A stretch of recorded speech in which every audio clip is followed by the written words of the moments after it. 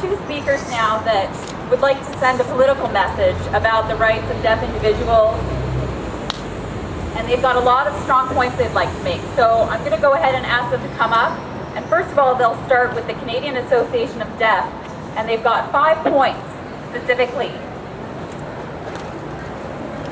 And these 5 points really address the message that we want to send to the rest of the world. So I'd like to welcome up Wayne Sinclair and also Mante Hardy.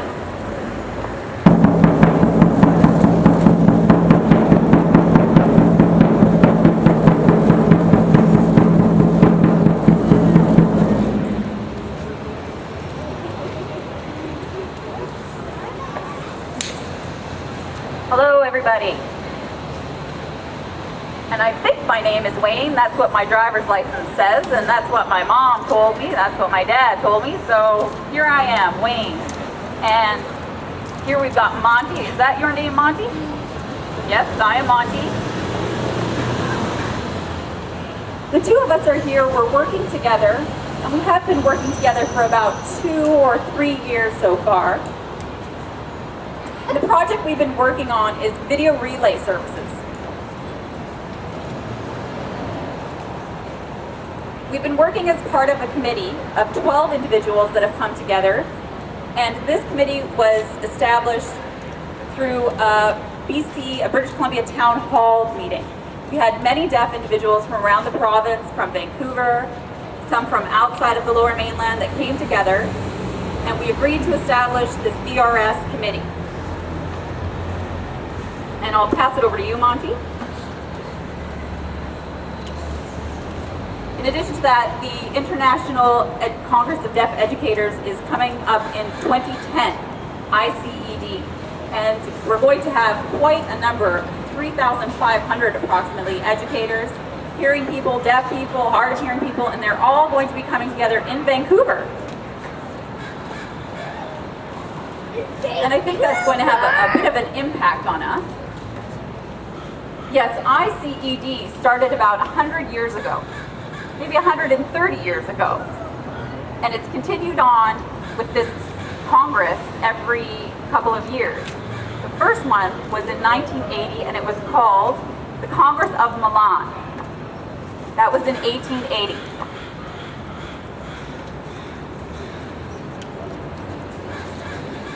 And at that time, they made a decision to really take away any access to sign language for deaf individuals in the educational system. And that message spread around the world. The result of that is that many deaf teachers were laid off from their jobs. Many areas where there was support for deaf individuals was now gone. Previous to that, there had been many deaf lawyers, deaf authors, deaf musicians, even Beethoven, for example, and many, many more.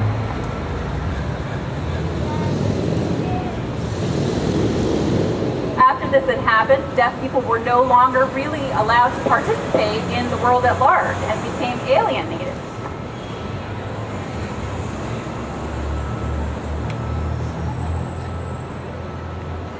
And how many years was that, Mante, that we had fought to get our rights back? Well, it hasn't happened yet, not 100%. One of the master's education programs at Gallaudet, they had a public speaker come out and do recruiting of teachers. And at that time I said, can I be a part of that? And they kind of gave me a funny look, and I said, what was that about? And they had said that they had a quota on the amount of deaf teachers that they could have. So that really threw things off. And it was true when I investigated that. At that point, I wasn't allowed to participate in deaf education.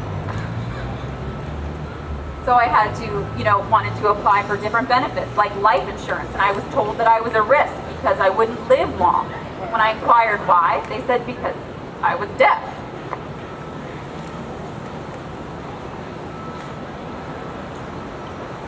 When I turned 16 and I was excited to get my driver's license, I realized that I ended up getting it and was limited to going no faster than 50 kilometers per hour.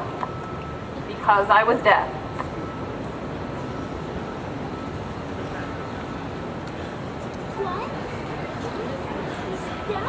Wayne is going to go over the CAD 5 points in a little more detail, but when we think about, you know, the world at large and thinking of our deaf people as individuals and, you know, this person told me that I can't do this or that, really the message we want to send is you are deaf, you have power, you are resilient. The same as, you know, you think about the salmon in British Columbia that really fight that uphill battle. That's the same as the deaf community. And myself and Wayne are involved in the VRS committee, and we've taken on that big company, TELUS and VRS, and they've started to kind of say, oh, you know, maybe we made a mistake. We've been in contact with the CRTC, with television, radio, had conversations with them, and they're listening to us. Finally, we're making progress. There's a lot of work to be done, and you know, we can't do it on our own. We think about the general hearing population that really makes a lot of the decisions. We think that, well, we just can't. We can. Sign language is a beautiful language. You know, when you think about different languages, when you think about all languages, 70% of languages are visual, body language, facial expression, 70% of any language. And just a few, less than that is what you actually get through vocal intonation, and 70%. And ASL, American Sign Language, is a recognized language.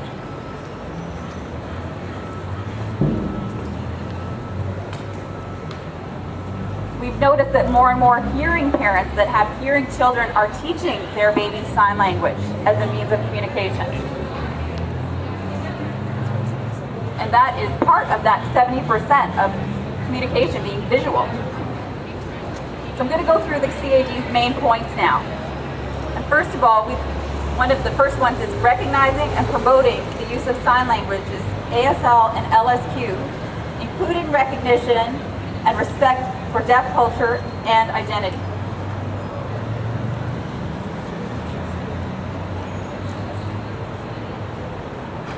And of course, this is something that we've been asking for so many years. We have a right to be ourselves. Just 2 years ago, the UN finally passed a proposal that the deaf have a right to use their own language and have their own identity and culture. And they're spreading that message around the world. And that's right from the UN.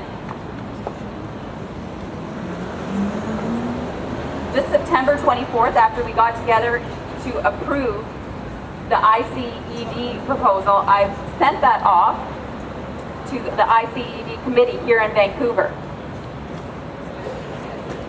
And I wanted to let them know about this decision from the UN.